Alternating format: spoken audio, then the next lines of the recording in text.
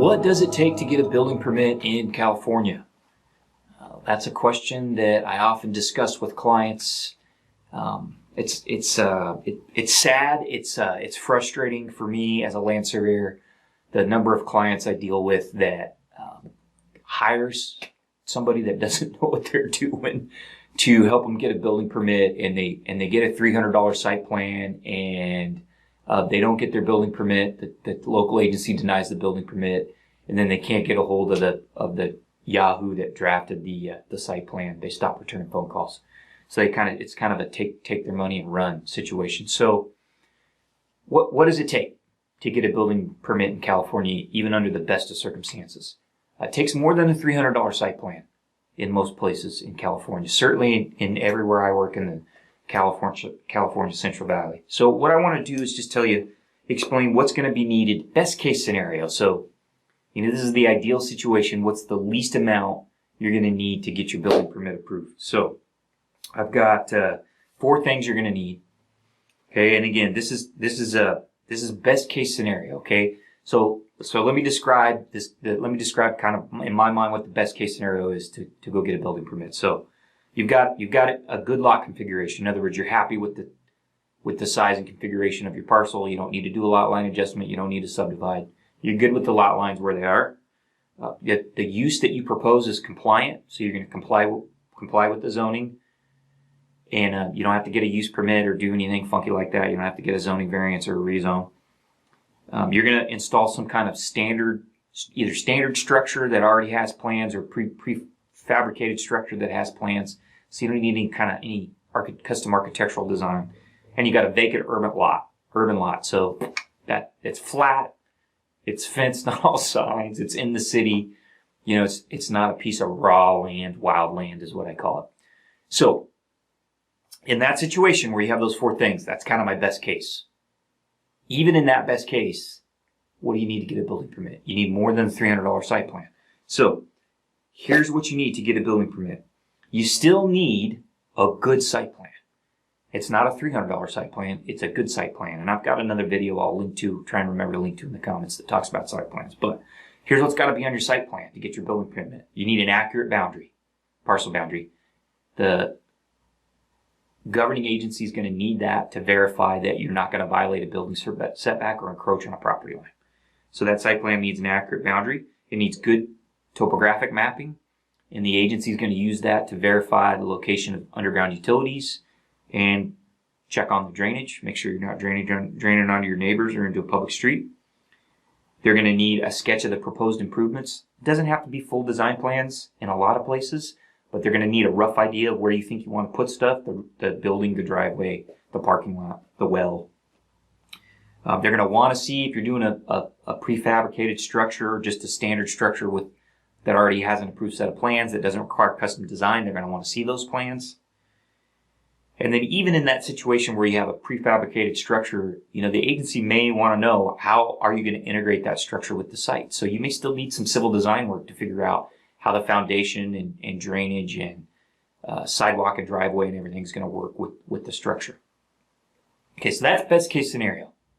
Best case scenario, you got some in-the-can plans for prefabricated structure. You still need a good site plan, right, with all of those things I talked about. Topographic survey, boundary, mapping of easements. Agency's going to want to see where the easements are at so they can make sure you're not conflicting with an easement. Okay, so then in a lot of places, there's still some additional requirements on top of the site plan. So the agency may want to see some architectural plans. They may want to, as I mentioned, they may want to see some civil engineering design for the site. They may want structural engineering plans or geotechnical engineering plans or reports. So for example, if you have a retaining wall that's over a certain height, they're going to want to see some structural plans. If you're going to be putting on a big building, they're going to maybe want to see a geotechnical report, see your foundation plans. They may ask you to do an environmental assessment. That's especially true if your lot's even a little bit rural or suburban and they're worried about endangered species or sensitive environmental habitat, or they're worried about hazardous waste. They could require environmental assessment. So all that stuff is in addition to a good site plan. This is just the whole building permit, folks, just to get a building permit. Okay. So I want to just share an example with you before I end the video. A gentleman called me He's trying to build a new single family home in an area in California. It's in the East Bay. It's near Concord. And he's actually in the county. He's not even in the city. So usually it's easier when you're in the county. And he's in the county, and he paid a few $100s for a really crummy building permit, or really crummy site plan, and applied for a building permit. And waited a year. The guy that prepared the building permit wouldn't call him back. And he finally got referred to us by another client. He called me, super frustrated, obviously. And I said, hey, tell me what you're doing. He told me a little bit of his story. I said, I need to talk to the city. Can I talk to the city on your behalf? I won't charge you anything. He said, absolutely. Call, talk to the city. She sent me the site plan that he had given and some architectural sketches that they provided and told me what he needed to do to get a building permit. So I just want to explain to you, and again, this is the ideal situation. The guy's happy with the lot. He's compliant with the zoning. The proposed use is compliant with the zoning. And he was going to put on a pretty standard structure. Okay, so he had a set of finished house plans for a standard house that he wanted to build.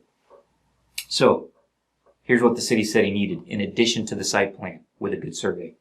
He needed a civil design because they wanted to see how the drainage was going to be handled on the site. They wanted a full set of architectural plans. So they told him, you can't build the house you want. It's too boxy. It doesn't meet with our architectural standards for this neighborhood. So you're going to have to go hire an architect and do a set of custom plans for this house you want to build. He needed a landscape architect to do plans they were going to make him install landscaping along his street frontage. They wanted to see a set of landscape architecture plans.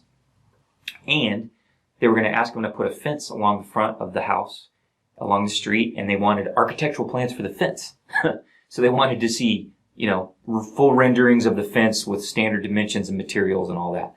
So it's just a guy that wants to build a house on an empty lot, vacant lot in a neighborhood, in a residential neighborhood. And so I told him, I said, this is thousands of dollars to get what you need. It's tens of thousands of dollars. It's not $300. It's not $1,200. So I feel bad because a lot of people will buy property and they think to themselves, all I need is a building permit. They talk to somebody that's ignorant. A few $100s, you can get a site plan and go get your building permit. That's almost never the case in California. Almost everywhere I work, you're going to invest a few $1,000s in a building permit. So you need to be aware of that. People need to understand that when they go to buy property, that there's a cost there that they're going to incur. If they buy a piece of vacant land and they want to build, or even if they're going to demolish and build, there's going to be some hoops to jump through, and that hoop jumping costs money. So don't get burned. Before you buy a piece of property, talk to a good land surveyor, good private land planner, and find out what you're going to need to build.